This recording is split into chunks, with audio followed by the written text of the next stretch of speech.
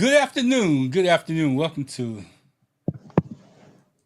Two Gents Podcast tonight. It's not going to be like last night. I'm just going to tell you. Like last week, I was a little bit out of it, and the pastor and them had to carry the show and make it work. And I apologize to everybody. So I'm going to apologize to the general public. I was just out of it. I didn't have no energy. Just like this light fading on me right now, I ain't have no energy. I ain't have nothing. But Pastor, how you doing this week, man? Doing pretty good, Ron. Glad to see you doing better. You weathered the storm. Yeah. Can't hold a good person down that long. So we just try to do what we can with what we got and go from there. Pastor, this is a pretty amazing subject that we're getting ready to discuss tonight. I know our Byron Glass is traveling, so he's running a little bit late. This was one of his issues that he really wanted to get into because I think that he has some points that he wants to make, and our kids, and you work with them every day, so I don't know the messaging to our kids, but it's like their messaging is not about saving the world today, but but just living their life, so to speak, if I could say it like that and make a point. Yeah, they live in the moment. They're not thinking about the future. They're not thinking about the big picture. It's what's in it for me in the moment, and that's where that most of the young folk are operating in. And so they can get self gratification or get some time entertainment out of it or something that fulfills their immediate need. They're Hmm. not interested in it. I was looking at a couple of videos, Pastor, and when I looked at them, I looked at them two or three times, and there were some pretty violent videos, and Hmm. they were of our youngsters out there. And the thing that I noticed about all the videos and how our youngsters responded in those videos was they were shooting somebody, and I'm gonna try to make this point. They were shooting somebody, and when they were shooting somebody, they had time to think about what they was doing. But as they Hmm. thought about it, it's like they looked at the crowd that was around them, and then they went back and took action against that person. I don't, I can't follow that. I, I mean, you got a chance to think about it, and instead of you just walking away, you got your peace with you, and that ain't gonna do nothing but take somebody's life. But you're not gonna even think about the other person's life. You're just gonna shoot them. You're not thinking about your future too, your consequences. Yeah, there's no consequences. I Yeah, mean, you're at not one thinking time. about the consequences that when they arrest you and give you 25 years of life either. You're not thinking about that part. And a lot of us they get desensitized. Man, in the late 90s, Grand Theft Auto came out, and I think they're up to number five.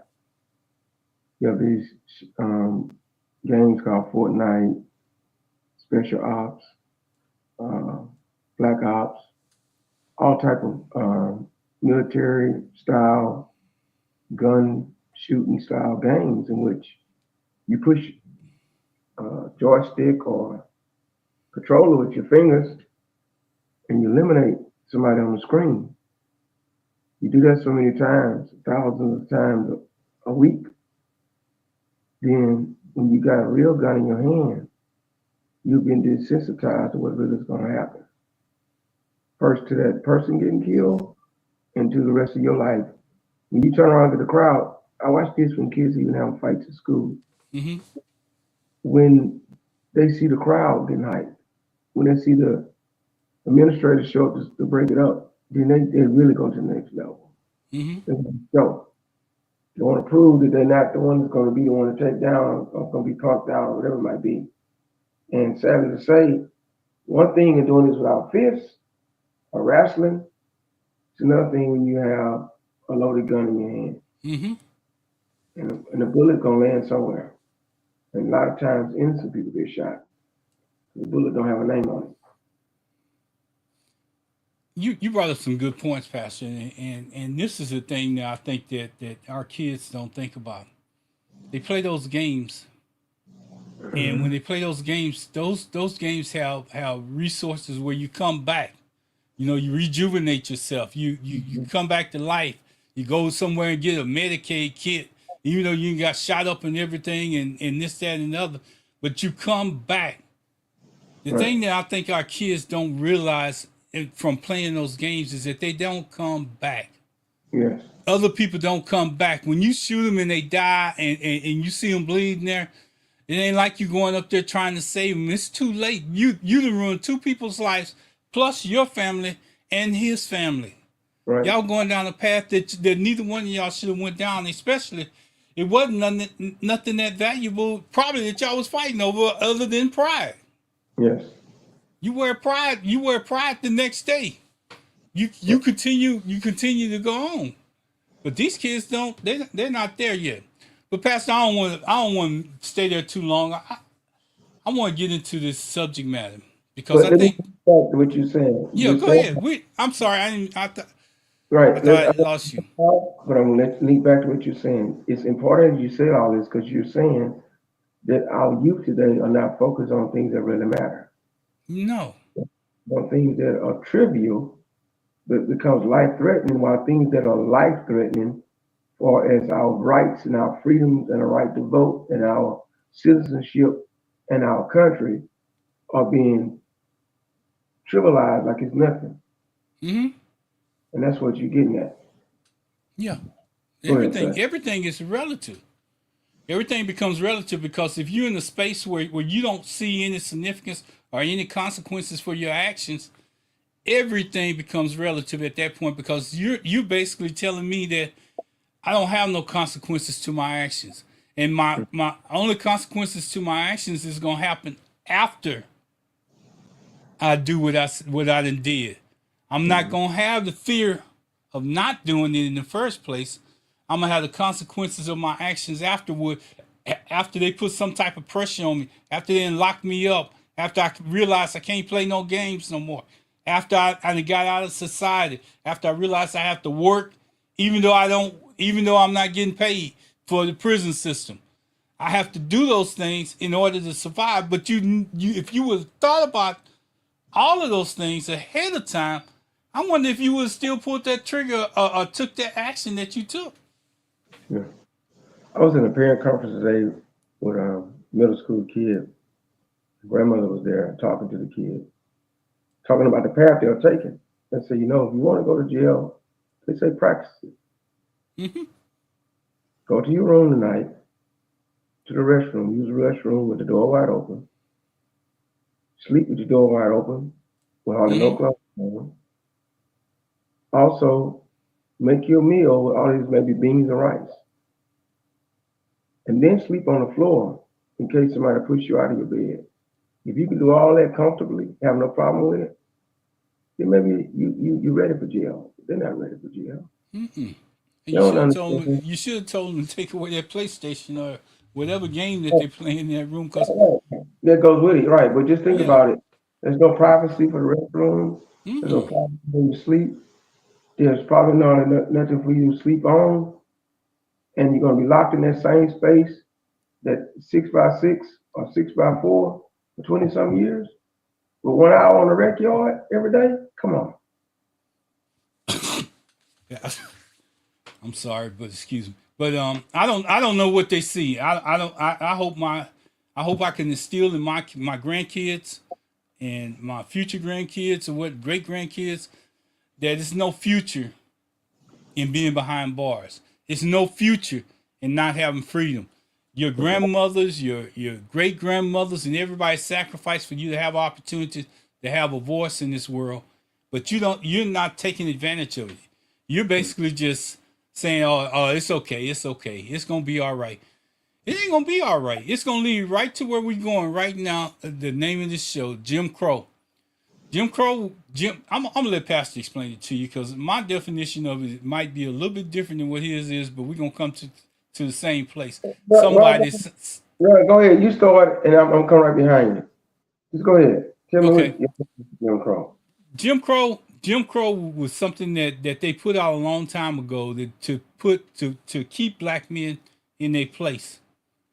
They couldn't control them, so what they did was they had to come up with a narrative where everybody was basically on the same page, trying to keep black people in their place, not giving them a place, a place to advance, to vote, to do anything. And it was written for slave masters so that everybody could kind of be on the same page going throughout history. And it's still going on today where Jim Crow is in effect basically wants to take away your right to vote. They want to tell you who to vote for.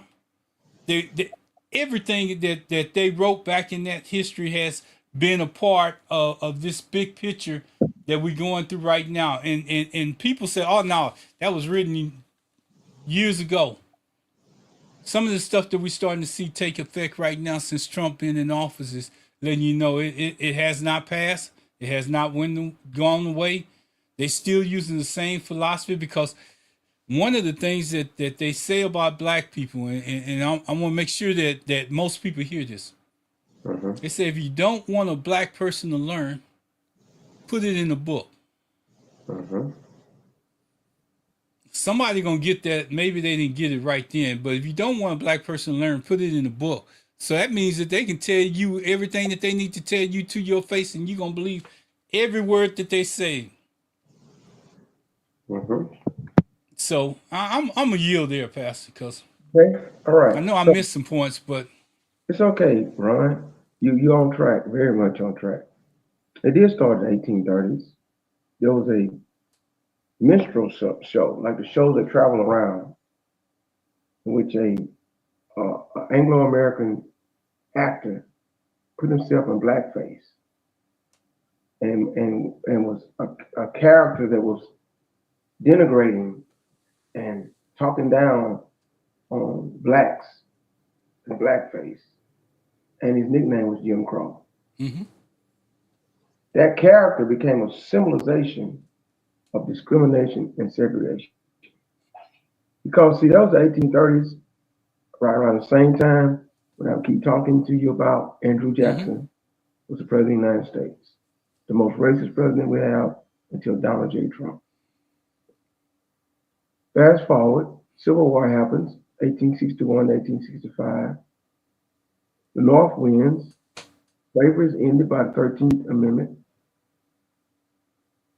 They begin to elect African American men to the Congress, some in Mississippi, some from the South, some everywhere, to roll back what they call radical Reconstruction. They call it radical Reconstruction because Andrew Johnson and were trying their best to bring an equal playing field, a civilized civil rights and fairness for all.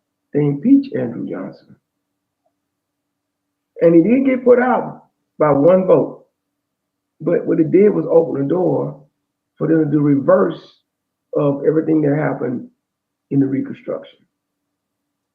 Up became people like the Ku Klux Klan and other paramilitary, other the all-white citizen councils.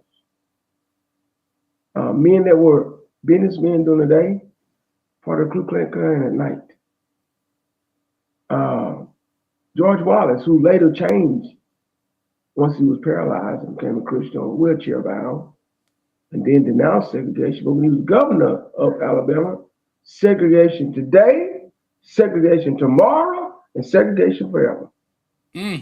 Was his statement. You can watch the speech on. There's a series of documentaries called Eyes on the Prize. It started in 1954 with the Brown versus the Board of Education, all the way to the 1970s. Everything that happened during that time. And the main ideal of Jim Crow was this: separate but equal. Was the language. The inaction was separate and unequal. Example, schools were African Americans go to school with their own people, Anglo Americans to school with their own people. You said, what about the Hispanics? Well, first of all, there wasn't a lot of them for a population as it is now, but they were counted mostly as Anglo Americans. Native Americans, I say absolutely. right? It wasn't as many. And Native Americans were on the reservations, getting another whole level of discrimination. Here's what happened. So you go to an African American school, they're separate, but it's not equal. Why? Their books are the hand-me-down throwaway books for the Anglo-American school. Okay? Their facilities are the last to be become upgraded, state of the art.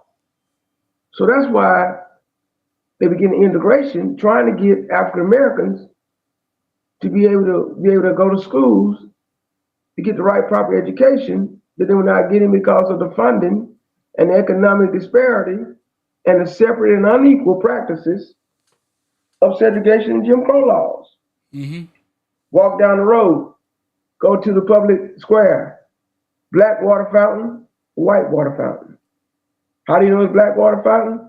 On a white water fountain, it say whites only. For the blacks or African Americans, say colors. All right? Then go to the restaurant. You sit in the back of the restaurant if you're African American. You sit in the front if you're Anglo American. So that's why they have the sit-ins, where the student nonviolent coordinating committee came down and sat at the lunch counter till they got beat up and put in jail. Ride on the buses. Come on, Rosa Parks. When Rosa Parks said she was tired, she wasn't talking about she was tired like her feet were hurting, she needed to sit down. She was tired of sitting in the back of the bus. You had to uninterpret you did. She did like my grandmother. My grandmother didn't believe in dancing, Ron. So I had a cousin about 3 or 4 years younger than me who got upset one day. About 6 or 7 years old at the time. He threw a tantrum. Big Mama whipped him. You know Big Mama whipped him when she was saying? Big Mama don't believe in dancing. Now she whipped him for the tantrum, but she was saying she didn't believe in dancing. When Rosa Parks said, I'm tired, she wasn't talking about she was just tired for her feet that day. She said she was tired of the system that said she had to sit in the back of the bus. Okay? So, Jim Crow laws said that you couldn't go to the bank and get a loan like an Anglo-American man get a loan. You couldn't vote. No, sir. Now, if you can vote, first of all, first grandfather clause. Grandfather clause said, if your grandfather was a slave, you can't vote. Well, guess what? My great-grandfather was born into slavery. So when my daddy's grandfather was a slave, that meant under Jim Crow law, my daddy couldn't vote. Grandfather clause. Second thing. It was bring out a dictionary. Just like you said, put in the book, African Americans can read. At first, they wouldn't allow us to learn how to read. But then, here we were learning how to read, but not reading on the level that they were reading because we didn't have the books they had. So then they would put out a book and let it be like a book that like a lawyer or a doctor or journal, a medical journal, something that was way above the heads of the person that was there at the poll. They said, read this. If you can't read this, you can't vote. You can't write, can't sign your name. You got to put X, can't vote. But you have to taught how to write and sign your name. Poll tax. You need to come to vote today, you're going to pay $50. I'm making up a number. But the Anglo-Americans paying $0. You can't pay $50, you can't vote today. That was the Jim Crow law. Segregation, classism, discrimination, prejudice, denied rights. All that's wrapped up in Make America Great Again. Because Donald Trump was a teenager during that time. His dad, in the early 1920s, was arrested in New York for Ku Klux Klan activities on late 1920s. 1927 or something like that.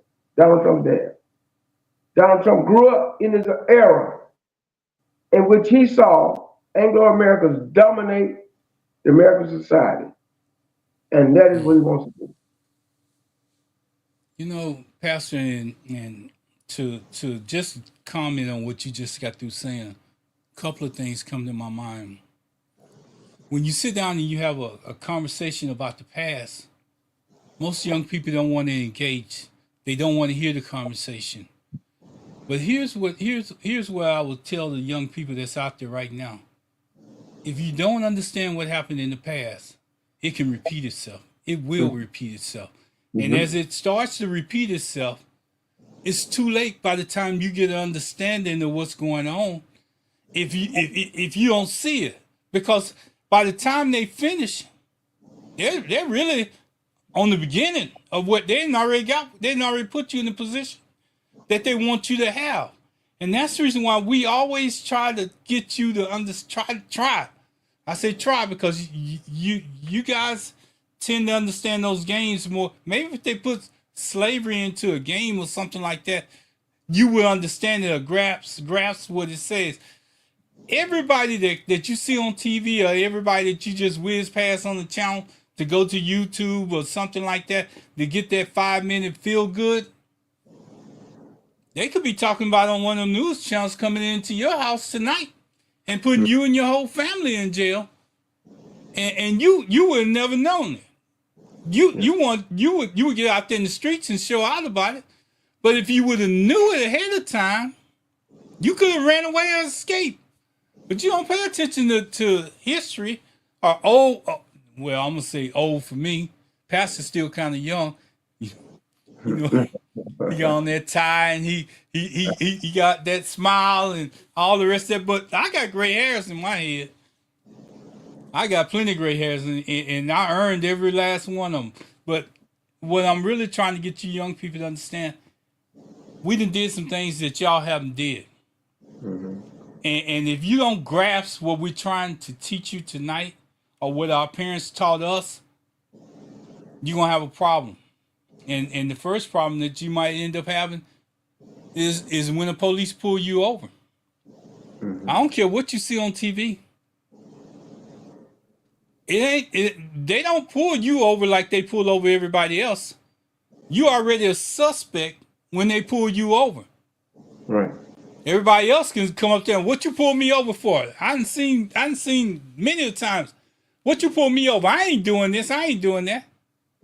Well, it's a lot of people that don't go home behind that same attitude, and what our parents was trying to instill in us as a as a kid. Get home. We'll fight that battle another day. Right. Don't let your mouth overload your behind. My mother used to always say that. Don't let your mouth overload your behind. So I'm just telling you, this is centered around what this conversation is about. If your parents can't have this conversation with you, somebody needs to.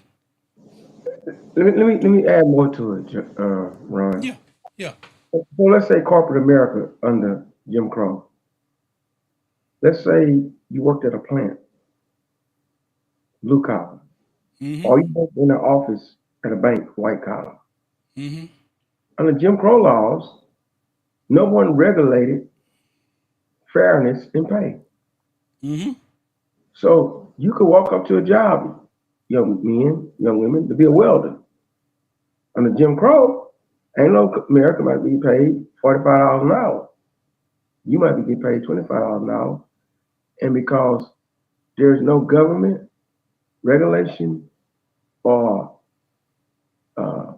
fairness in pay, what you gonna do? You're not gonna quit. You need $25 an hour, but you're not getting paid what you're supposed to get paid. Work at the bank. Mm-hmm. Paying the teller $30 an hour. Mm-hmm. They'll be paying you $15 an hour. See, we don't look. It can never happen. Yes, it can. It still happen. They're trying to put in laws to reverse everything that happened from the 1960s to now. Now let's go to the voting thing. How are they gonna be able to do it? Because America is not a true democracy. We are a republic. What do you mean? We vote for people to make decisions for us. A true democracy means that the whole country, the legal voters, we have to vote on every item that comes up. We can't do that. So we base this on what the Roman government put together called a republic. The Greeks first started with the senators and different people who were going to make decisions for the country and went over to the Roman government. The Romans came, they fine-tuned it, and then we even fine-tune it more. How? We vote on our state representatives, we vote on our city council, we vote on our congressmen, we vote on our senators, we vote on our president, governor, and mayor, and they make decisions for us. So now, how do they reverse and bring it back to Jim Crow? They first take away the vote. How to take away the vote? They can put in laws in which you have to go up to the voting pool with your birth certificate. That's this. I'm born in Louisiana. I now live in Texas. They can put a law that says you can't vote in Texas because you was born in Louisiana. But you can't vote in Louisiana because you live in Texas. Ha! You can't vote. See, we're not thinking straight. So that's about transit people. So your driver's license has you in zip code 7728. You now move to 77019. Up, your driver's license don't match. Don't vote. You see how fast they're gonna make everybody. No, they're gonna make everybody. Rural America, Anglo-Americans, living in the country, fourth generation on the same property all their lives, got the same zip code, same driver's license, same birth certificate, they get to vote. So even though it's less of them in real life eligible to vote than us, they take away our eligibility, and so it could be 10,000 African Americans, 8,000 Hispanics, 4,000 Anglo Americans, and they all get to vote, and only half our people get to vote. What happens? What they want. That's Jim Crow. See, that's Jim Crow. It's not gonna come. It's not gonna just wake up one morning and slap you in the face. It's gonna slide it in like that. You need your passport. You need your birth certificate. You need this. You need that. That's the poll tax now. It ain't by money. It's by what you don't have. Keep So now moving the narrative. voting on things that you can't control. Now they put in people that they want in there, and when they get there to make decisions, now the decisions say, "Hey, we can take away the Fair Pay Act. We can say that African Americans can't work in this area. We can say women can't do this. We can say people that are trans or LGBTQ can't have their rights. Matter of fact, they can't work. Make them all go dig ditches. I'm just making exaggeration. Scenarios in which people can draw from. That's how Jim Crow is coming back in. It's coming back in because they're gonna make rules and make all type of crazy stuff. Start with executive orders. They can go into the court and see a presidency is only for 4 years. It goes by 4, 5, 6 years to fight an executive order. So the whole time Trump is in office, he's playing catch me, catch me, catch me, catch me, catch me, play out the clock, run out the clock. That's how they never got him on those other charges. Merrick Garland was so sorry. Catch me, catch me, catch me, catch me, catch me. Or ran out the clock. But who suffers? We suffer. Until, well, I'm gonna be quiet. No, you all right, Pastor. I'm gonna say something that Don't wait. Let me just say this, Pastor. Pastor, hold up. he physically cannot be president anymore or have influence over the presidency, because even if he don't hold office, he want to make sure that he has somebody in office that he's pulling the puppet strings with, like Putin did. Okay. Till he physically is not here, America has a problem. Now I'm saying he's older, he's older, but I can leave it for him. But I'm just saying, until we can address this, what it really is, and quit talking in circles and hide behind the clock. This is what Jim Crow is. He's turning back to when he was a boy, how he saw America, how his dad lived in America, his ideal, and then he's found the best partner ever. An apartheid person from Africana with billions of dollars. The same people that put Mandela in jail for 27 years. Elon Musk.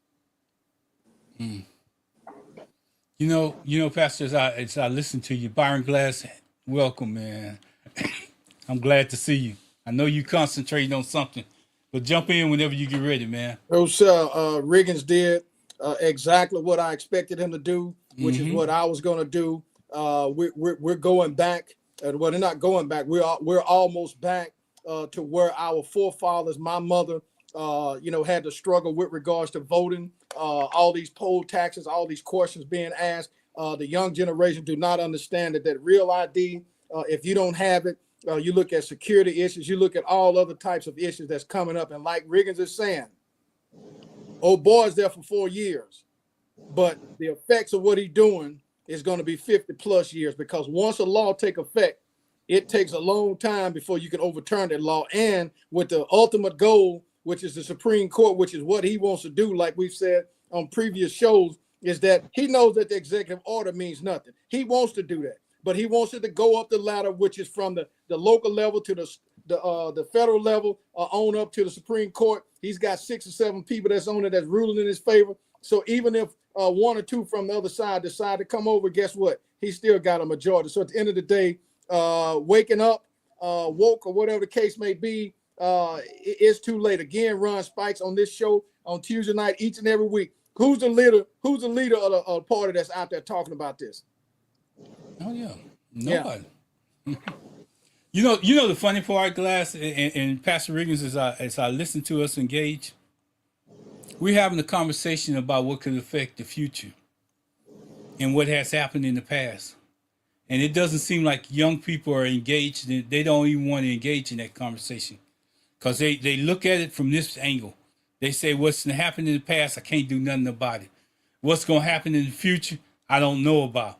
But if you can see it coming down the road, and I'm going to break off to something that Pastor Riggins made a good point on. And this is very key, because elections is you're going to have a chance to vote. But if you don't, if you have a criminal record, you're going to have to apply to do that vote. You're going to have to apply to have certain things dismissed before you can vote. But if you don't listen to what's going on, and I hate to use the word listen, Pastor, because that's one of the biggest turnoffs to seem like our youngsters, even though we're trying to teach them or express ourselves in a way that our parents talk to us. I remember when I was talking to Glass about this area earlier, he was saying, our parents taught us how to survive. They taught us things, and they told us stuff to help us get home. They told us stuff because they didn't have the money to go down and bail us out for acting a fool. They weren't gonna put up their last month's rent. They had 3 other kids or 2 other kids that they was trying to take care of their house. You was gonna have to suffer through that. These parents are going up, putting up their houses and everything for these kids, and they know that they're not no good. And then the whole family ends up suffering and getting into a position where they wouldn't have had to been in if they would have just listened to what somebody was saying. I yield. I know I get going. Warren and Bear, you keep saying the younger generation. I'm upset with my generation. Yeah, it's both.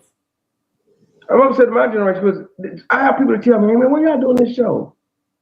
When is it going to change? I mean, why should I go vote? People going to do what they want to do anyway. Don't they get the paycheck that they got every day, every week?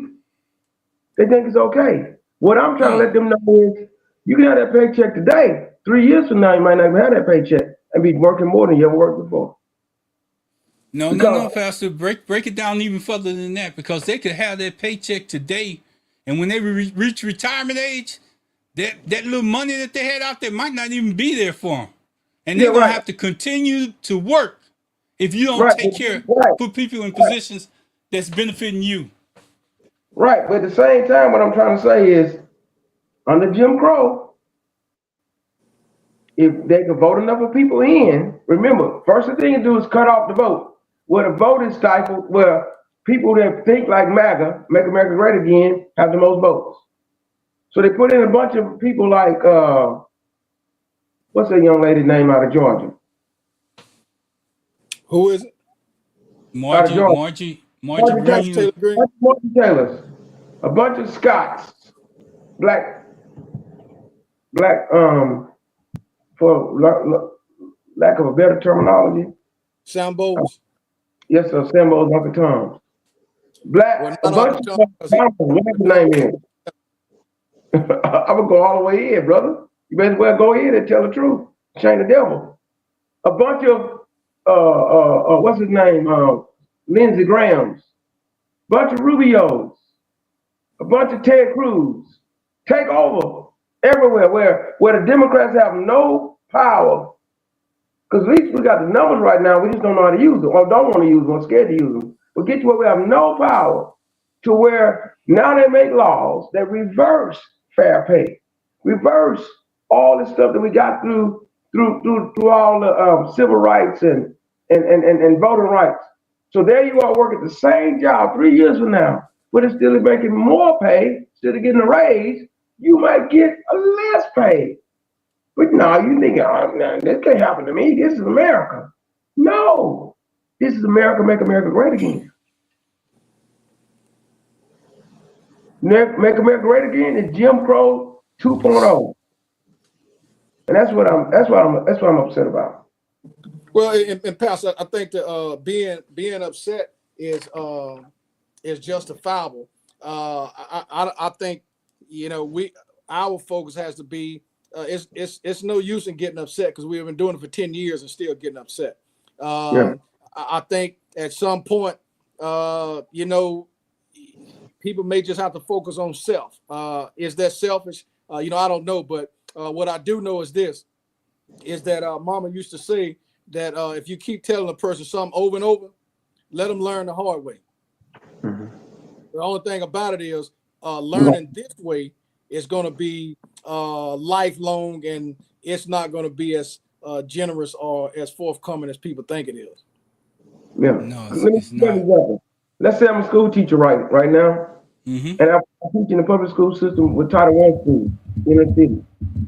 If they can have their way, Mm-hmm. then go back to the 1950s before Brown versus Board of Education, where they could stifle off the money to where in certain neighborhoods, people go to work as a teacher, make 70, $80,000 a year. But the people where I'm working at in my neighborhoods, they have to cut off salaries back to 50 and 40,000 if they can have their way. The same work, more kids, worse behaviors, less books, less money, less pay, same school system. Hey, That's Pastor, what they're looking. That's what they're trying to do. Am I yeah, right, Barry? I'm not telling the truth. oh no, you telling the truth. Got a text from Baton Rouge, Louisiana, that says, I view this as willful ignorance, and that is the case, Pastor. What I don't understand is that, Ron, we see what's happening, Mm-hmm. but people are still just sitting back, idle. Mm-hmm. We see that the gains that the 70s and 80s year old parents, 90s, the gains that they made.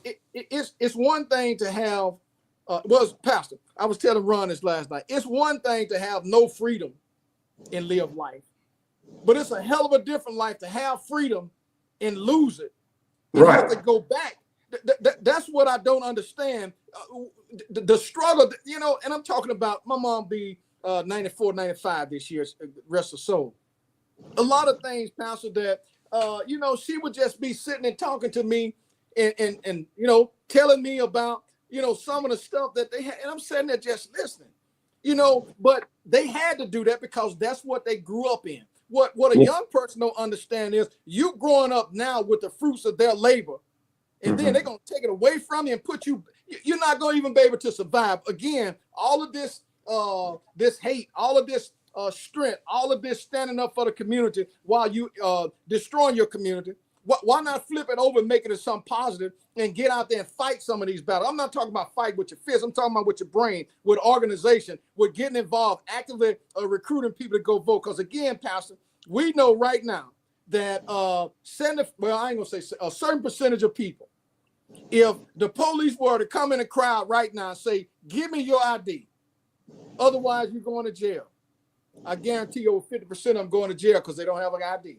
But now you got to have this real ID, which is storing, Pastor, a lot of your personal information. So let's say we get a hack from China.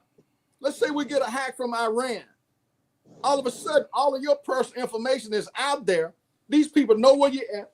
They know what you do. They got a pinpoint laser on your house. Man, at the end of the day, I go back to it every show, and I'm going to say this. I don't see nobody out there other than Michael Steele from the Republican side that has said some things that I resonate with regards to what the Democrats should be doing. They're sitting there steady arguing about Marjorie Taylor Greene, about Pete Hegseth, all this other stuff that ain't making no sense to me, Pastor. So at the end of the day, if we don't do something in, what is it, November, September, October, November 2026, hey, bro, we lost. Game over. Not only have we lost, we just given in to the powers that be. And if you think you're frustrated now because the presidential seat is gone and the Congress is gone, give them 8 years and see what you got to do. Because like Glass and Pastor is saying, it's going to take some time. That first president, if you get a Democrat even in after Trump, he ain't going to be able to correct everything that's wrong until he gets to his second term, if he make it to the second term. That's why And just think about. That's why I was mad about. We knew he couldn't get it done. Give it up. Go ahead, brother. So the only thing that I'm saying in this is time is ticking, and Glass is right. You can put a stopgap in November in 2026. You can put a stopgap to some of it by going out to vote, changing the Congress, changing the Senate, or changing something to hold this man in check. Right now, he's not in check. And if you keep giving him this free reign, and you think that is cute, it's only cute till he comes and hit your street. It's only cute till he knocking at your door to ask you for your identification to see if you belong in this country. Oh yeah, that's cute because he only doing Mexicans right now. Let me tell you who's next on the line. If you don't believe me, wait just a little bit. Let it continue to go because everybody's gonna be put in check. That's not white. I'm sorry, I had to say it. Did you? No, not white and MAGA. You have to be white and MAGA. No, hey, Pastor. See, I even disagree with that. You got to be loyal to him. Right. That's all he looked for is loyalty. But Ron, yeah. Clean it up, Glass, because I think I left it kind of dirty out there. You did it right. Hey, Ron, but in addition to what you saying, go and vote. If they don't have that real ID, they can't vote. That's what I'm saying. They're going to cut down the numbers. Did y'all? I know everybody saw his Easter message. Yeah. But for the record, do y'all want me to read it for the record on the show, or just don't want? This is. If you want to lend truth to what he's saying, Pastor, read it. If you don't, just let it go and make people research it for themselves. They say that's the problem with black people. They don't open up books. Put it in writing. They don't open up books. But Rick, and that's part of the show. Yeah. That's I was trying to stop him.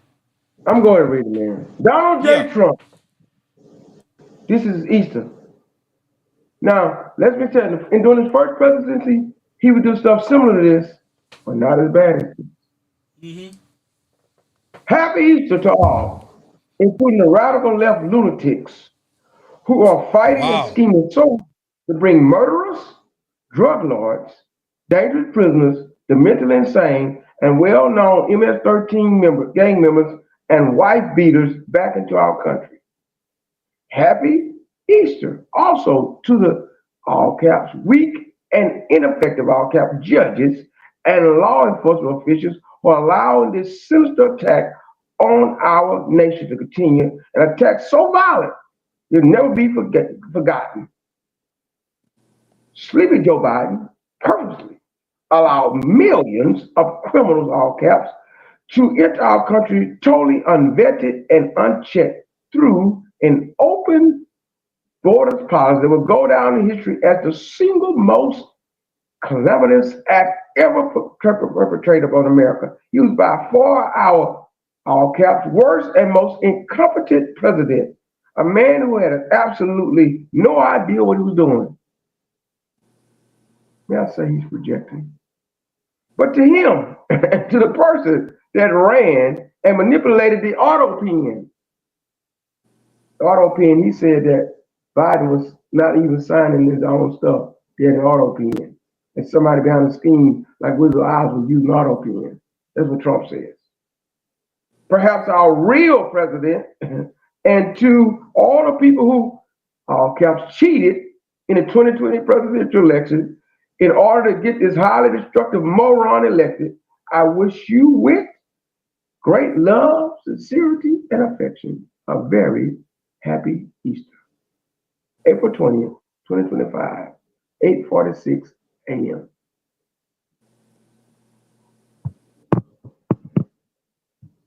So, Pastor, what I don't understand is, well, yeah, I do. How can you be, on the one hand, trying to distribute the word of Christ, and immediately on the other hand, dispensing the devil? If that's not a sign for people who just are ordinary individuals with common sense, you can't be here this minute, and then before that minute even expired, you don't. It just don't work that way, Pastor. I don't. Man, this dude is Yes, positively. was that an Easter post from him? Yes, it was.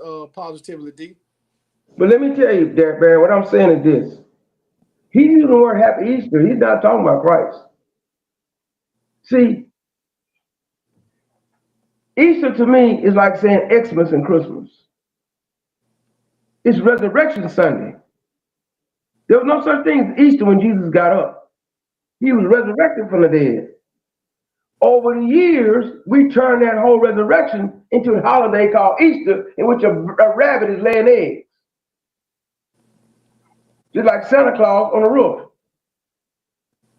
See, so when he say Happy Easter, I'm not thinking anything about Christ at all. It's the holiday, Easter, and I want to wish you a happy Easter, you morons, because you're nobodies. He's not projecting Christ. I don't look at that. Now, if he just said happy Resurrection Sunday and said that, now he mixes. He ain't, because you can't have the word of God in you talking what he's talking anyway. There's no sense of the Holy Spirit, no sense of nothing in him doing that foolishness. That's my point. You can't be here to this moment, and then the very next moment you're somewhere else. You can't be both places at the same time. But that's for those who follow him. What my focus is. The followers, the followers act like they're all about Jesus and running with him. Oh, the followers. I just talking about Trump himself. Oh yeah, the evangelical church. Yeah, you can't follow Christ on Easter, on Resurrection Sunday, and follow this devil at the same time. I hear what you're saying. No, sir. Yeah. No. Yeah. And, no. Since we know that exists, Ron, again, my personal focus is for all of those people who are out there saying, why should I vote? What my forefathers went through. If you just go back and look at some of the old videos, Pastor, some of the old shows, like Roots, Driving Miss Daisy, some of those shows that show you what and Pastor, if you think about it, man, Ron went through integration. He ain't too much older than us. So this has been within recent history that the struggle. I'm the first class, Vinton High School, that went together, African Americans and Anglo Americans, from first grade to 12th grade. And I started first grade in 1974. I was 6 years old. The first class in which my uncle graduated that year. He was in the first class that graduated together, African American and Anglo American. I started school that year. The first class to graduate in 1986, we started in 1974, in which it was fully integrated. Because before it was a Negro, it was a Vinton Negro High School and Vinton High School. Mm-hmm. We sung songs like this. I wish I was in Atlanta, Dixie. All Dixie. We sung that and had an African American teacher in music, but they gave it a book. Me and my man can pick a bell of cotton. Me and my man can pick a bell of day. Oh man, they pick a bell of cotton. Oh man, they pick a bell of day. That's the song we were singing in elementary school. Because the books had the segregation in it.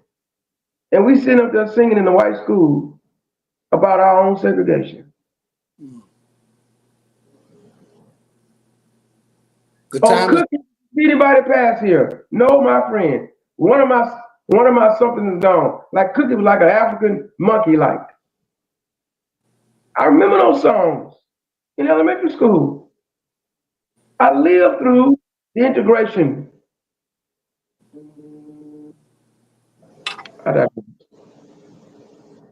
Well, what's being pointed out is, Pastor, is that this has only been a generation, so to speak, in most recent history. So if you can turn back the clock this quick, Pastor, what I don't understand, and Mr. Spikes and I talked about this, is this. If this man has all this power that he's using, I'm confused. Why didn't all these other presidents do the same thing, or at least push the button? I'm gonna do it for you, Pat. I'm gonna do it for you, Glass. You know, when you say that you're president, maybe you didn't understand the authority that you had. Maybe you didn't understand that you could change some things. That you was the highest office in the land. Mm-hmm. Instead of addressing the office because you got there, you didn't realize the power that came with it. Mm-hmm. So now we're back here, but we're back here because y'all decided to have a divided party that you don't want to own up to, and as this vote built up to this man going in office, y'all was more divided than anybody else. You had a man that was in office he should have never had the opportunity to serve as president. You should never gave him an opportunity. Now we're here because of the mistakes that other people made. Wait, just one more, Pastor, and then I'm gonna give it right back to you. I promise you. Yes, sir. If we would have admitted that Biden wasn't fit to run for office, we wouldn't be here today. Yeah. I ain't gonna say that she would have won, but I'm gonna say we wouldn't be in the position. Now we're in the position of they can do whatever the hell they want to. I'm like Michael Steele. We can't do nothing. Talking about impeaching them. How you gonna impeach them when the majority of the Congress ain't gonna go with you? We're in a bad position, and kids need to understand that. We're in a bad position. The only way we can put a stopgap, I ain't say stop him, but put a stopgap, because he can do everything that he's going to change up until November 2026. And if we don't stop him there, we doomed. I'm going to tell you, we doomed. You can take all them fancy cars that you got, because see, our people sacrifice. The part that I want you to understand, they had them fancy cars just like you do. But they had to park them in the garage and go to work in a work car, or else they would lose that good job that they had. Because now that when they drove that Cadillac to work, you know what? They would have been on the street. They would have put them out because they saying that you shouldn't have been driving that. You're making too much money. We're paying you too much. We're in charge. We don't have Cadillacs. That's part of what we're trying to show you, is that you're taking it for granted that you got those cars. Another thing that I want to say, and then I'm going to yield past, I see you out there. I want to say, we got young black people that's making big money today. Instead of them taking their money, trying to put it together, they destroying each other.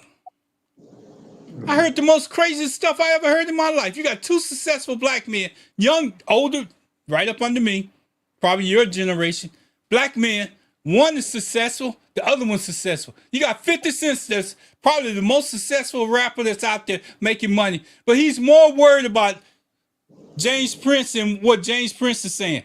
That he say, she say stuff, and you got billions, you got millions upon you. You should be ashamed of yourself. And then people want to follow you. And when they follow you, you want to sit there and wonder why we're at where we at. We're here because y'all got the money and you ain't using it. You should be uplifting each other. And I hate to bring it up on this station, but if that's what we're trying to get people, young people to understand, we need to get their people in line too. Because if they seeing that BS out there, Pastor, that those young people are doing that's got money, we need to call that out too. Well, I said earlier, all they worry about is entertainment, and that's part of entertainment. But I'm gonna go back to answer Barron's question. The spirit of the presidency was supposed to be no kings. Supposedly equal 3 branches. Notice I say equal. Congress, executive, and Supreme Court or judicial. Congress makes the laws. The executive is supposed to enforce it. The Supreme Court is supposed to interpret it. What Trump did, doing, is what Andrew Jackson first did. You ever heard of the Panic of 1837? Just before the Great Depression in 1929. The Panic of 1837 was just like that. Andrew Jackson defied the court orders and fought against the National Bank of the United States. Like Trump right now is doing all these tariffs. And it was about tariffs. The tariffs was around the cotton selling from Europe about tariffs. Okay? First thing. Second thing, they told him do not take those Native Americans out of Florida and send them to Oklahoma. He defied the court order. The Trail of Tears. 16 million Native Americans. 4 million died along the way. Only for when once he was out of office for the courts to say he was wrong, but he played out the clock. Saying that the biggest picture of the presidency that Trump had is Andrew Jackson. The only other president that used the power of the pen besides Andrew Jackson, but his was good, was Abraham Lincoln. He used executive order, the Emancipation Proclamation. All Negroes in the slave states are now free so they can leave and come fight with America. And then the 13th Amendment was passed afterwards. So it wasn't even law. See, the 1863, that was executive order, Emancipation Proclamation. But it became law, the 13th Amendment. Since then, no other president has used the power of the pen like Andrew Jackson, Abraham Lincoln, or Donald Trump. That's what I'm getting at. Because they all wanted to play within the rules. Abraham Lincoln broke the rules to save the Civil War, to save the nation. So he wasn't breaking the rules, he overstepped his power, but he did it for a good reason. Andrew Jackson was doing it for, he was very racist, and he was doing his stuff for bad reasons. Racist against the African Americans and the cotton thing with the tariff, and racist against Native Americans. So here comes Donald Trump with that same vein. He racist against African Americans and Hispanic Americans. He's overstepping all of his power to meet an end. The end justifies the means. Only other person that did it, but did it for good, was Abraham Lincoln. You know, pastors, I listen to you. Glass, I want you to come on in because we're going to lose some of our social media channels in just a little bit. So I'm going to let you have a comment. And D, he's always been a troublemaker, but somehow they think because he took 9 bullets that he's invincible, and that doesn't make him invincible. And these kids don't understand that. We was talking about that earlier, Pastor. Come on, Glass. Well, now, Ron, we worship and glamorize the wrong things. We think because a person got a microphone that they deserve the stage. That ain't always true. At the end of the day, if we're running out of time, man, if all I can say again is this: we have tried to inform, each and every Tuesday night on issues that we feel like are affecting the community. Can't nobody say that we didn't try. None of us are being paid to do what we're doing. We're doing it because this is something that we enjoy doing, and we feel like enlightening and informing, at least on that level. So at the end of the day, if you don't get your real ID and you don't vote, when we started doing things that our forefathers had to do, and at that point, it'll be too late. You know, Glass, I want you to touch on something. We're gonna lose some of the social media, but we can still be live. I just want you to make a point before then. But last night in our conversation, we was focused on the kids and the stuff that our parents taught us to help us survive.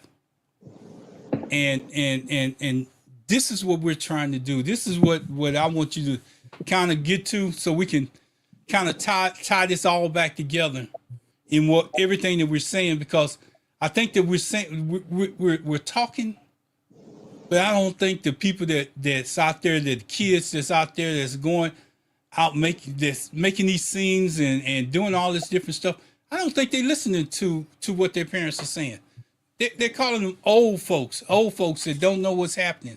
They ain't in touch with nothing. They because they ain't playing video games. They ain't doing this. They not watching social media like I am. We're not in touch. We got a social media platform right here, and we're trying to help you. Even if we don't help you, we're trying to help your parents help you. So later on, they don't have to put up everything that they own to help just keep you out of place because you lost your temper, because you acted in a way that you thought was right and it wasn't right. Glass, just help me, because you tied it kind of tight last night before we got off the phone. Yeah, hey Ron, I just got from another state. I'm a registered Democrat, and I feel defeated, and I'm sure most feel this as well when we see a felon racist get elected to the highest office. This should have been a slam dunk for Democrats, but they could not pull it off. Just feeling unmotivated and defeated. How do we overcome that to get re-energized? Riggins, I'm gonna let you touch that. Ron, the only thing I know is this: is if you're thirsty, I give you a gallon of water, and you pour that water out and you down thirst, that's on you. I think we being many people, not just this in particular. I don't know what else to do, because I see unmotivated kids every day. I see unmotivated people that are charged as felons on a daily basis. From the ages of 17, 18 to 34, 35. And I'm sitting here saying, Riggins, that when I was 17 to 34, 35, going to jail was not part of the equation. Doing something that would even remotely get you even close to law enforcement, it was not the equation. And I'm not saying everybody's the same. No, I'm not. But what I am saying is this, Pastor. When you build a house, it's always got a foundation. There's always some similarities. So somehow, some way, Pastor, I join you in saying that I blame that civil rights era generation when they failed to do the teaching that they should have been doing to this younger generation, rather than separating themselves from that. Everybody's not an Al Sharpton. Everybody's not a Jesse Jackson. Everybody's not a Martin. But some of those kids have talents just as good as those other people, but we have been unsuccessful, Riggins, in reaching them. I see people all the time. Some of the smartest kids that I've ever met wear dreads, wear their hair in the natural style, wear their pants baggy. But if you ask them to complicate a problem or solve a solution, or give you a solution, a solution to a problem, they can do it, but they are outcasts, Riggins. We so stuck on defining and labeling people. We so stuck on going on Facebook and posting something and getting 1,000 likes when these people don't even know you. So we glamorize all this stuff. We go out and buy a vehicle, Ron. The first thing we got to do is go post it on here. You know, you see people posting their ass, but you'll never see them posting nothing about their brain. So, man, let me digress. Hey, Hey, you in there, brother? You in there? You in there? You in there? It's about to close the sermon now. Let me answer the question. Somebody said they got motivated. They cannot dwell on November 5th, 2024. That's over with. Hey, Riggins, hold on. Hey, Ron, the younger folk don't listen because we are the reason we are in this position. Why would they listen to us? That's a valid question. Yes, sir. That's true. And I'm about to say why we're the reason. You can't, if you're playing a football game, just because you lost the first quarter or the first half doesn't mean you're going to get up and fight the second, the third quarter, or the rest of the game. If you're in a war and you lose a battle, you don't surrender immediately. You lost the battle. Whoever's not motivated, if you can think about how worse it can be, that ought to be your motivation. If you can think about, I'm a citizen that has rights, right to liberty, happiness, liberty, life, liberty, and pursuit of happiness, as they say in the preamble to the Constitution. If you have any idea of future for your children and grandchildren, you got to get motivated. The system is all we got. We've got to put in numbers and work that system to get out, at least put a stopgap. If you can put a stopgap where they clog up Congress and everything that Trump is trying to do can't go through with a law, or if we could put a stopgap in which we do a blue wave, in which we get enough of votes to impeach, and get enough of people that are Republicans in the Senate to look and say, wait a minute, can we add 10 more people to remove so we can save our country? But if we don't try, then you're going to be in a worse situation, like Ron said. You got to get motivated, people. You got to look at 2026 and say we got to get a good. Even right now in 2025, your local elections, the water board, the mud boards,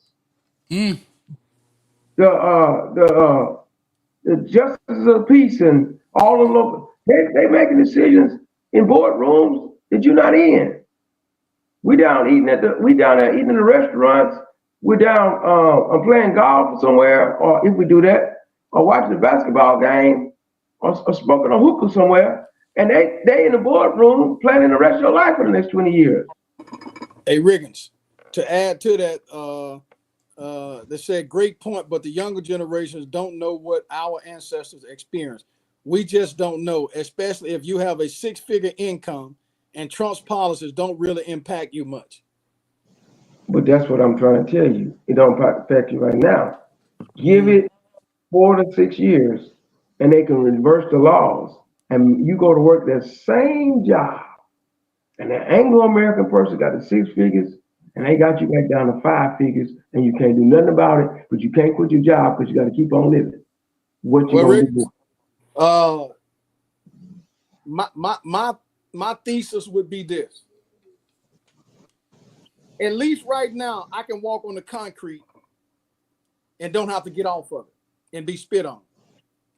At least right now, I can go through the front door and ride on the front of the bus and don't have to do what we used to do. At least I got the opportunity to have and say what it is that I want to say. Okay, so no matter what has taken place and who's gotten elected, until I take my last breath, I'm motivated to continue to fight because it ain't about me now. It's about my kids. And like I told my mama, I refuse to go through what she went through. I'll be damned if my kids have to go through what my mama went through, which would be their grandmother. So I'm motivated to always get on the front line and speak up and speak out. I'm always on the front line to shake hands and cross the aisle and try to fellowship with those who have opposing views. I'm willing to do all those things, Ron. But what I'm not willing to do is things that those people who came before me. Ron, just think about this for 1 minute. You ever be riding down an old country road and you see a cotton field? And you look at how long that row of cotton, that row is. And then you started realizing that when they was picking cotton, A.F. Riggins, They couldn't get a drink of water until they made it to the end of that road. Yes, Hot as sir. it is, and we driving around in a luxury vehicle with air conditioning on, and we sitting here complaining. Hey, bro, I don't know what motivates other people, but what I can tell you this, what I can tell you is this: I don't need nobody to help me walk off the cliff. I can do that on my own. Mm. I need somebody to help me turn around, and helping me turn around is this: hey, let's join hands. And like they say, sing that old Negro song, but we ain't talking about singing a song by hymns in preparation. We're talking about getting together and motivating people and electrifying people and getting them to understand that no matter what you don't know about your ancestors, hey, what we telling you is real. And what we telling you is this, is that when they put them shackles on your feet and your brain, and you can't think for yourself, if that can't motivate you yourself, that God gave you a brain and you can't use it yourself, somebody else got to tell you how to use it. Well, at the end of the day, Pastor, I'm leaving them behind. I'm pressing on toward the mark, striving for perfection. I'm trying to get those who want to get on the locomotive train with me and move forward. We got to knock these walls down. And if we don't get out and vote in 2026, go ahead on and get these real IDs and all these things that we know. See, a strategic person, Riggins, they always trying to figure out what the opponent's next move is. Cheers. We were born strategically. Cheers. You know, we were born to come over here on a slave ship packed with feces and all that shit, and we still have been able to overcome. Yes, everything that has been thrown at the American Negro, A.F. Riggins, we have overcome. So this is small potatoes to me. That's me now. I'm only one. And like I said, if it have to get to the point where I have to just start worrying about me, at the end of the day, hey, homeboy, I'm just trying to prevent myself from going back to what we used to go through. So you can join in. Hey, look, Riggins, you know me. We can go and talk to the enemy at any point in time. And if I can't convince him that there's some logic in what I'm saying, I'm a failure. But guess what? I wasn't born a failure. I was born to troubleshoot. I'm a Leo. I'm a lion. I don't have no problem roaring. I feel like I can go in the jungle and roar and don't never have to worry about it. I'm saying that figuratively. Okay. But logically, what I'm saying is that you got to have courage. And a man told me, an old retired federal judge, a good friend of mine, young man, if you got power to help your fellow man and you don't use that power, you may as well not have it. You just lost in the wind. And I close by that, Ron. Let me say something what you said about the cotton field. You remember earlier I was saying me and my man could pick a bale of cotton, me and my man could pick a bale a day? Mm-hmm. That song, yep, this is the truth behind it. One man had to pick a bale of cotton a day or he couldn't eat. A woman and her child had to pick a bale of cotton a day. So the woman could do half and the child do half, or the woman could do 3/4 and the child could do 1/4. The farmer and the baby pick a bale together. The man had to pick a bale. And like Byron said, you don't get a drink of water till you get to the end of the road. When you leave that day, you better have a bale of cotton picked if you're a grown man. And if you're a child and a woman, y'all do a bale together. That song I was singing was related to that. Now you said, we ain't going to pick no cotton. No. You don't know. Apartheid was crazy. Elon Musk said, listen, hey, if I can't get you over to Tesla, maybe I'll put you out in that field to harvest that fuel we're gonna put in this Tesla. Hey, Ricky, let me validate what you're saying. Ron, guess how much and go factor check this and make sure it's right. Guess how much a standard bale of cotton weighed? And my mama used to talk about how hard it was. Pounds, I believe. Huh? Was it 100 pounds or 70 pounds? 480 pounds. 480 pounds. Ron. Now, hey, fact check it and see if I'm wrong. If I am, I apologize. This was sent to me by a tech guy. So my thing is, hey, Riggins, we can't we won't pick up 480 pounds of trash in the neighborhood. Yeah. You know, we'll ride through the neighborhood and throw out the bags and laugh at it. You know, we'll see kids doing stuff wrong but we're afraid to say something to them. Hey, look, Riggins, I think Pops taught you well enough. Hey, son, you capable of going to talk to anybody. Man, sometimes you just go and you talk to them first before you even engage in what you're trying to engage in. Get them to come to you. And once they come to you, Ron, they'll sit down and listen to you all day long, homeboy. Sometimes you don't go up to them and scold them from the outset. Hey, man, what's going on, Lil G? You know, you can talk to them in their language. And once you get them to where they're listening, like my uncle always said, as long as a man drunk, you can't never get to him, Riggins. But if he ever sober up, you can give him some logic. Look, when I go to the basketball courts, or when I walk among the young people, they give me 3 names: Uncle, OG, and School. Old school, yep. School, And you school, accept that. right. And then once they start calling me Uncle, OG, or School, which means old school, right? they give me respect, and we start talking. And it might take me 5 different conversations before I get to you. Yep. But that's what we're talking about. Many relate to them. Yep. You got to. But the church folk, Riggins, they criticize them. They pass them on the street. They talking about it. Hey, Glass. Yes, sir. They more worried about them calling them pastor and bishop and all the rest of that. They don't want to be called School and the other 2 names that pastor had. But they there. Hey, Ron. They already there. So why not engage with them? Hey, Riggins, me and my They see your pimp.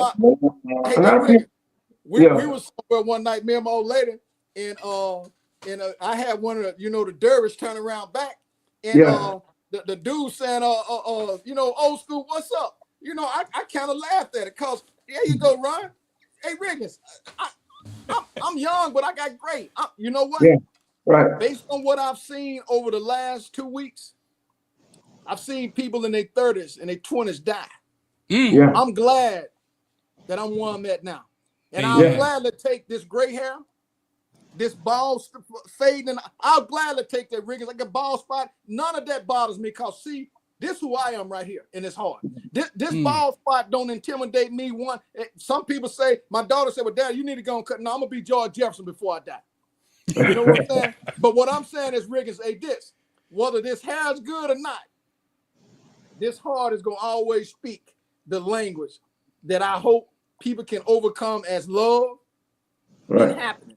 And we'll be the first person to criticize ourselves before we criticize somebody else. Because, hey, Riggins, you'll tell me, no, bro, glad that ain't what you're supposed to do. Ron, you do the same. We all fellowship the same way. So when we out here on this podcast, man, we're not trying to preach to anybody.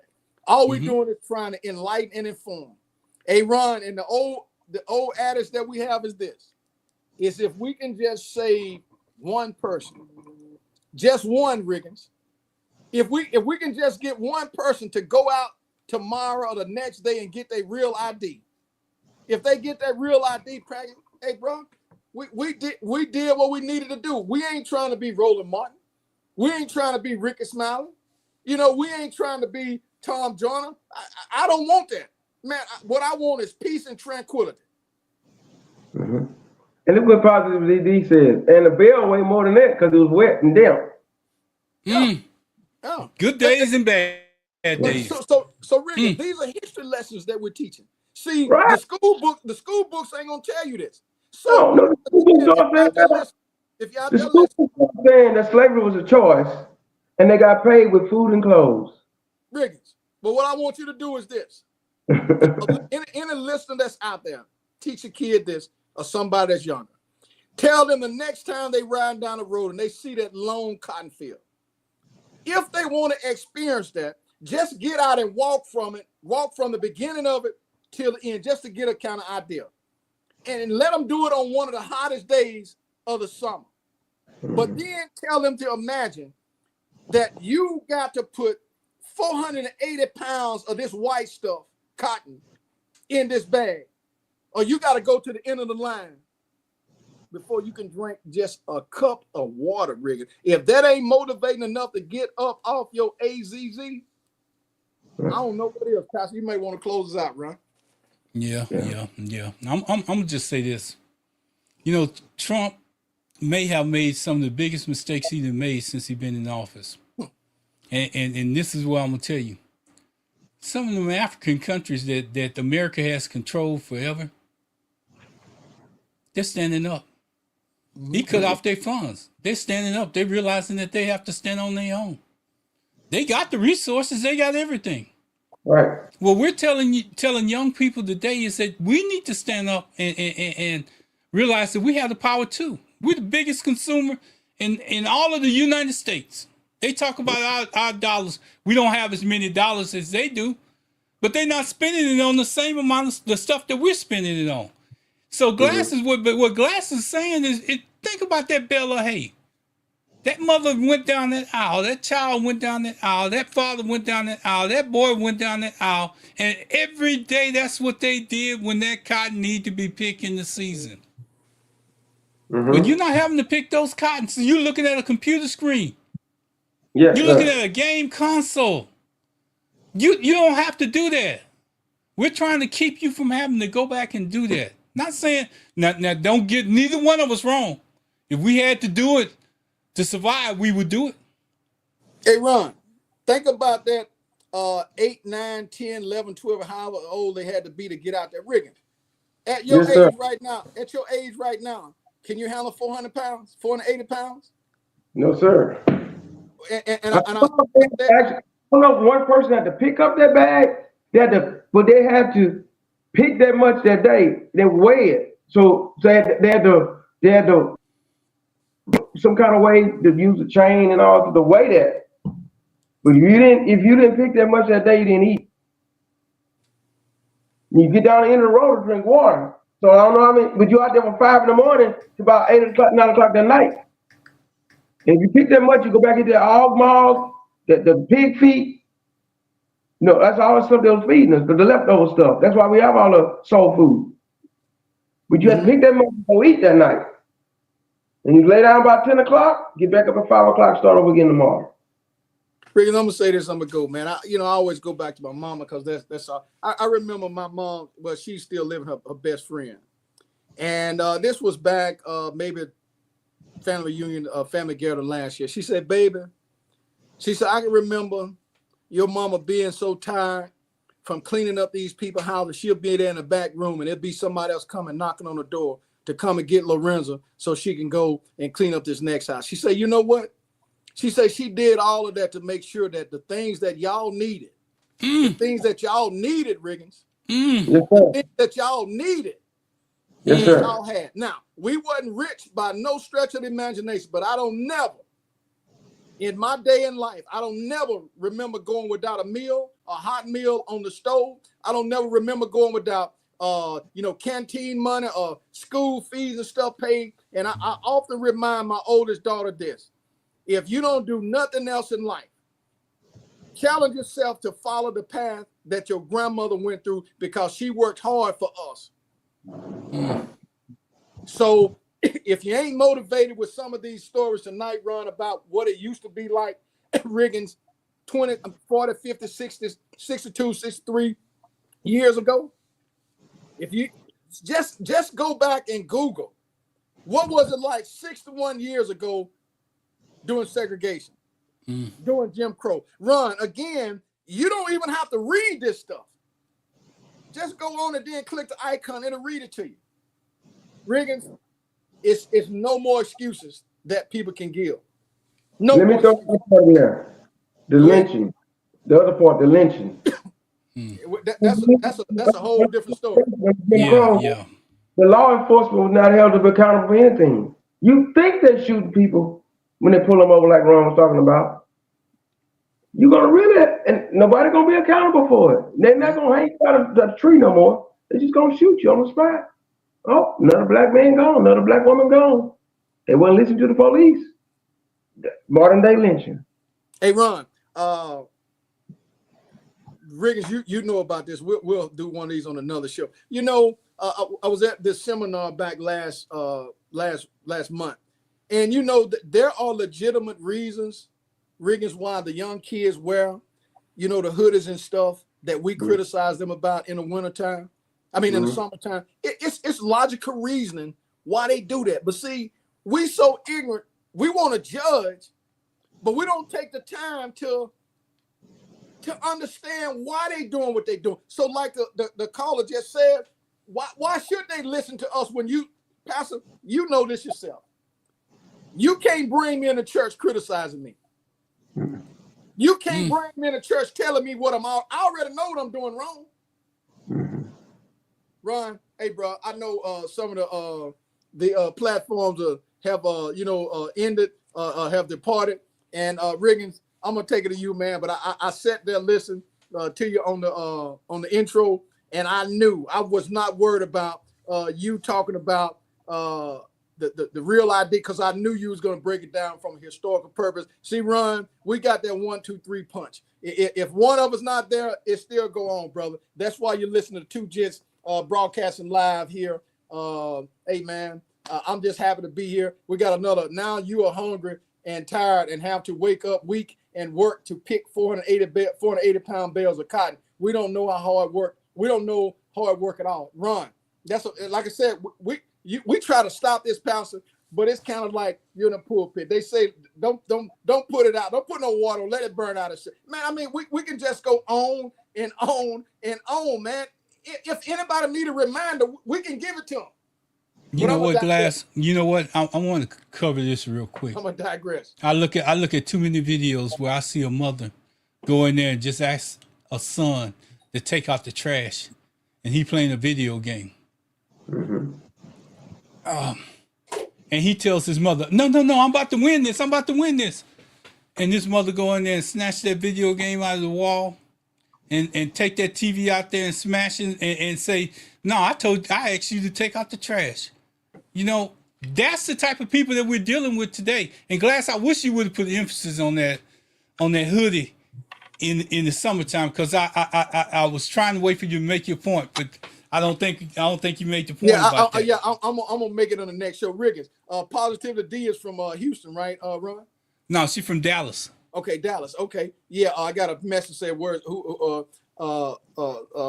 Positivity D from? Who is she on Facebook? D, you may want to put that information out there. But Ron, again, brother, for you to take the time and effort, spend your own hard individual money, your retired money on this platform, so we can come to enlighten and inform Riggins. I think it's only appropriate that we often remind him how thankful we are for giving others the opportunity to listen and giving others the opportunity to have voices to come in and talk about these issues of concern, because he could be selfish. He could say, look, I'm gonna spend my money on these grandkids. I'm gonna spend my money on the luxuries that I like. You know, at the end of the day, man, we're just trying to do our best.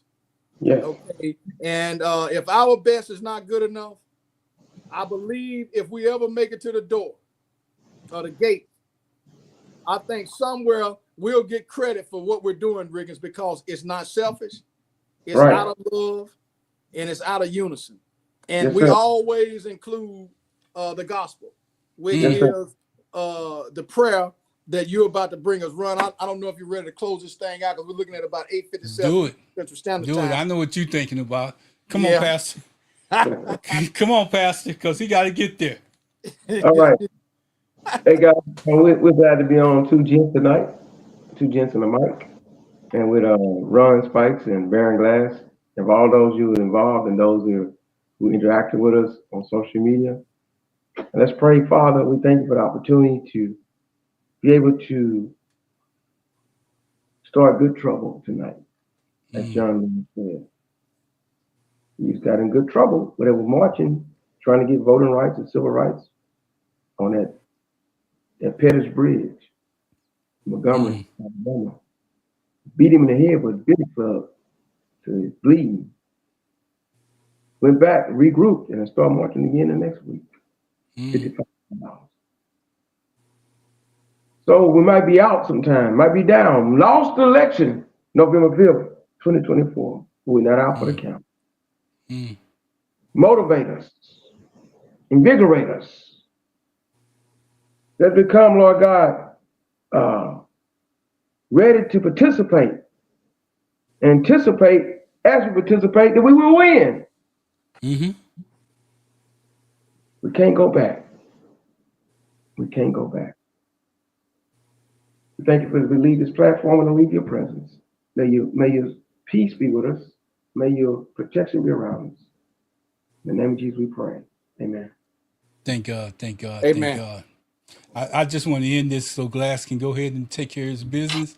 I'm gonna tell you, I'm ending the show, but I want to tell you we're gonna come up with another topic next week that's close to this one. We're not gonna stray too far away. So with that being said, Well, good hey, night, Ron, everybody. Ron, here we go. Riggins, what we can do is go ahead on and address the simple ignorances that the older generation have about the younger generation relative to how they dress, to how they speak. See, because we always talking about educating this young one. Let's do a show educating the people that look like us, not necessarily look like us, but our age bracket, so they can get an understanding rather than criticize. How about going and acknowledge? So, Rick, we'll leave that up to you. Yes, sir. We'll work it together. You come back with the information you got. You know I'll we bring ain't it. gonna leave you out there, Pastor. We ain't gonna leave you out there. Okay, You yeah. know that. All right, guys. We're gonna go ahead and end this stream. I want to tell you peace. Love each other. Go out there, and if you don't do nothing but text a person in the morning and tell them hi, do that. Because it might be the only hi that they got. Come on, Glass. I like to see old AF up there with his shirt and tie on when he's smiling. You know, he want to fluff it up and all that. No. We're gonna have to I'm gonna start stealing some of them pictures and bring him up at how he dressed at school. Yeah. So he can relate to the kids. You know, he'd be having the same color Nike tennis shoes and suits on. He think I'm gonna be watching him. I watch him. I see him. Somebody said, and this is what we're talking about, right? Be a bridge from the old generation to the young generation. Amen. Good night. Right. That's where it ends.